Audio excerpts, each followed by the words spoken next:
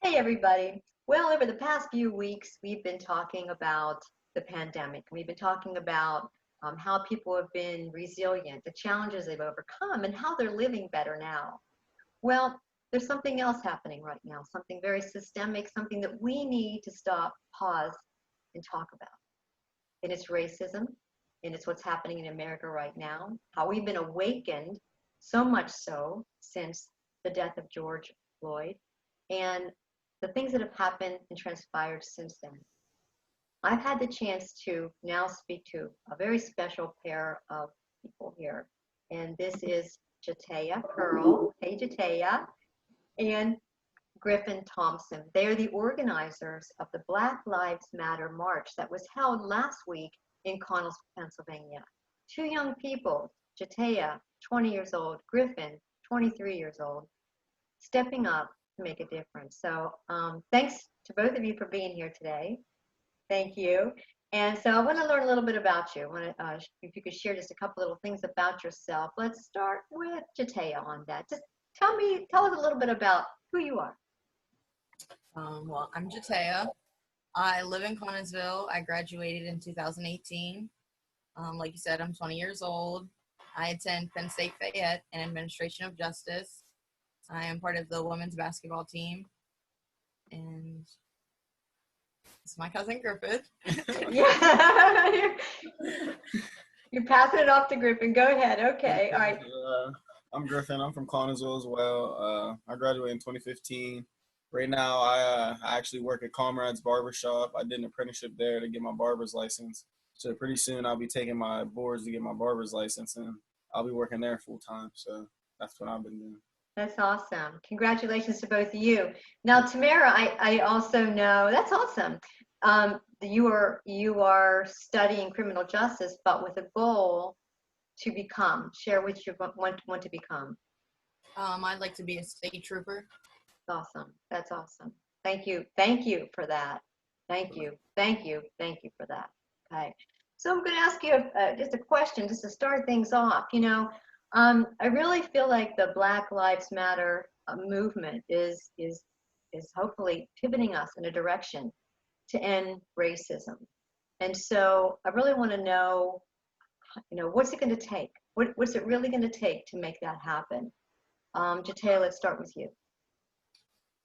In my opinion, I don't think we're ever going to end racism, but I think we can help make it less common in the area. How so? Well, I think if more people stood up for each other and were on the same page about racism and had those uncomfortable conversations, then they could change people's opinions or help them better understand what's going on. Very good. All right, Griffin, what do you think? Can you ask the question again, please? So the question is, what do you think it's going to take? We're going to talk about the marches and that, but what do you think it's really going to take to end racism? So, like you said, I mean, it's really just going to be those uncomfortable conversations. I think it takes an understanding between two people. You don't have to love each other. You just have to coexist. And you're going to have differences, but there's certain things that people have to understand that are unacceptable to not like someone because of it's just unacceptable. There's certain things that you can't judge someone off of. Exactly. And it's race. That's one thing that you can't really control. There's things you can't control in the world. Very good. Tell me what it was for both of you. We see events happening across the country, protests and march. Somebody's planning them. Somebody's planned them. A lot of people go. But what made you both decide, and your cousins, so that's neat, but what made you both decide it had to be you, had to be us? I just feel like no one else would than we would. Actually, I feel like what it really was the group of kids that did the little protest, and they were at 12th Street, and they messaged Jatea, and Jatea messaged me, and I was just like, look, I'm all for it, but I think we should plan it out and try to really do something so people get behind us, so we're not just out there. And then it turned out to go out better than we planned. It surely did. It surely did. Tell me a little bit about, from your viewpoint, what that looked like. um, from your experience? There were speakers, there were a lot of people that turned out for this. But from your viewpoint, what did that look like? What was your experience of that evening? I thought it was great that so many people showed up because we didn't think that many people would even come. So it was nice, and there was a bunch of people that we never expected to show up that came. A lot of people care. How about you, Griffin? Were there any surprises that evening for at the protest, other than the people that you weren't expecting to see? Anything else? I don't know. It was like overwhelming kind of. I was surprised. I was definitely surprised there wasn't more people kind of trying to cause a problem, to be honest. But Right. I knew that we had talked to like the mayor, and I knew we had talked to everyone. So like they knew that everything was supposed to be about peace and love and just learning and understanding people and just coming together. So Yes. I don't know. I really wasn't worried about anything. It was just overwhelming just to watch everything, and it was just fun. Like I had a good time. It was fun to just talk about things and to come together and to actually listen to one another. Like I had so much fun just listening to different people's perspectives on what they go through, because I know what I went through in high school was different from her. So Yeah. It's good that we were able to hear that too. And there were so many wonderful different perspectives. Growing up, and just maybe go back to that for a second. What did you each experience? How were they different? And what did that look like for you? Each of you.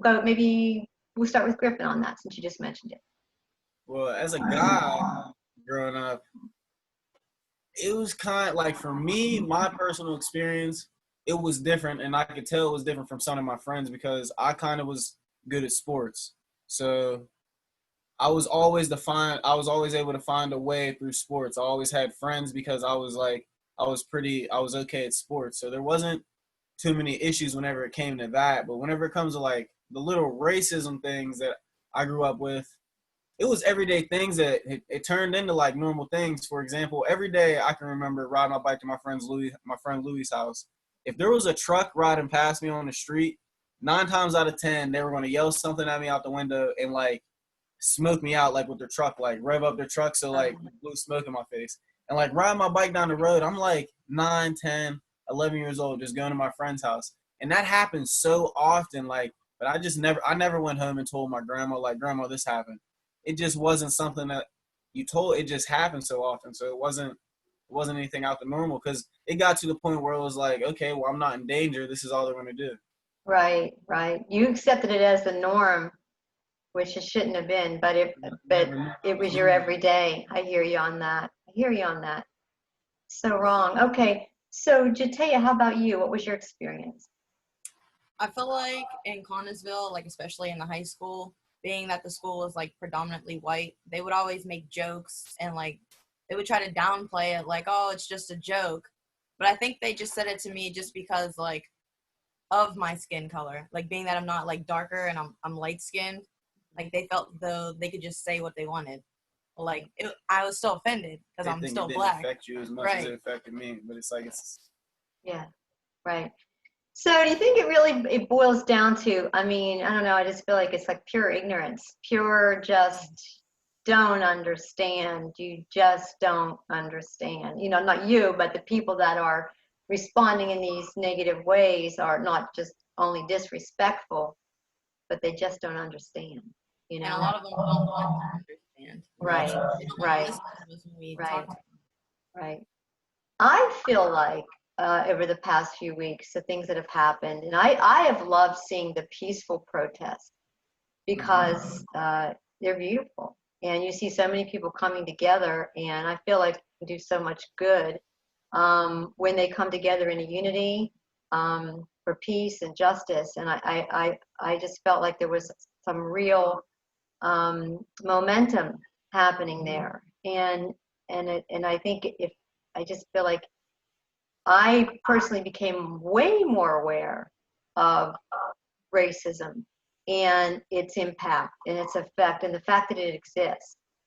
And I really realized that, I did a lot of soul searching on this. And, you have to realize that, are we all part of this? Are we all in some way? And I feel like we need to get to know each other better. I was thinking just yesterday, you know, so often during the pandemic, for example, one of the changes that people would say that they had was that they would sit down at the dinner table together. Families were eating together. And I almost feel like we need to get together. I feel like that, and maybe it's other races and other ethnicities too, but if blacks and whites could sit down together at the dinner table and have conversations and get to know each other, like, how was your day? What did you do? What is, the conversation could be about anything. What matters to you? What do you care about? And I just feel like we need to get to that point, and I feel like that we can't. What are your thoughts on that? I think that's. I know I had a friend. He was telling me that his grandfather. I was just telling him to tell you this a little bit ago. His grandfather, whenever he was 12 years old, that was the first time he ever saw a black person before, and he like lived like somewhere far away, like in the mountains or something. And whenever he went home, he was like, what did I just see? What was that? And like whenever he told me that, it gave me an understanding that he just literally didn't know. So like you can't hate this man. You can only try to help him understand. And then later on, because a black man actually helped his grandchild graduate high school, he ended up shaking that black man's hand and having that conversation. So they got that understanding. But it took something. It took him seeing him help his grandson for that to happen. Yeah. Seeing it in a new light, absolutely, in the real light of realization. And I mean, to bring a point too, even in our community, I don't know what the ratio is, but it's certainly predominantly a white area, right, that we live in. And I think that's right. That's part of the issue, perhaps.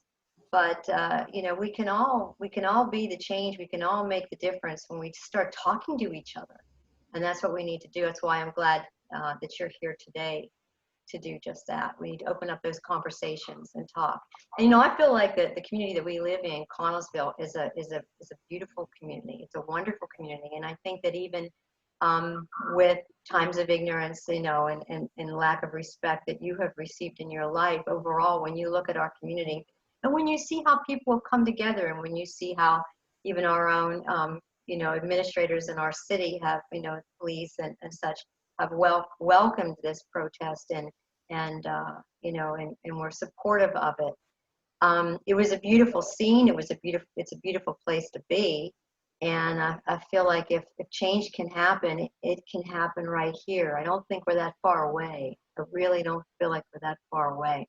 We talked about sitting down at the dinner table and having uncomfortable conversations. So what are the uncomfortable conversations that we need to have between races, in schools, or with people that we encounter that are exhibiting racism, and just, even with our own families at the dinner table? What are the uncomfortable conversations we need to have? Jatea. Well, I think for like people that exhibit the racism, maybe they should just ask the person, like, why did you just say that? What made you want to say that? Why do you feel that way? And then try to educate them on it and give them like your perspective on it. That's good. That's good. How about you, Griffin? What do you think? Do you agree? Or you may very well, but do you have a different thought on that?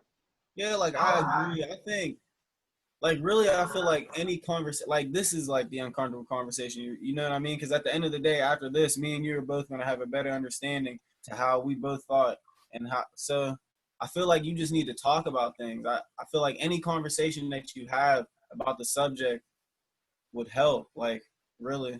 Right. Okay. And I've heard this, it's interesting, I've heard this asked, but I also had the same question in my own mind. As a white person, what do I need to do? What do we need to do to be the change? I think a lot of white people feel as though they care too much what other people think about them. Like, I feel as though they need to speak up on the situation and be like, oh, I don't like that, or you shouldn't say that. Very good. Very good. Okay, that is good. Speak up, stand up. Just as you did when you organized the march and the protest, the Black Lives Matter protest. And you stood up in a big way.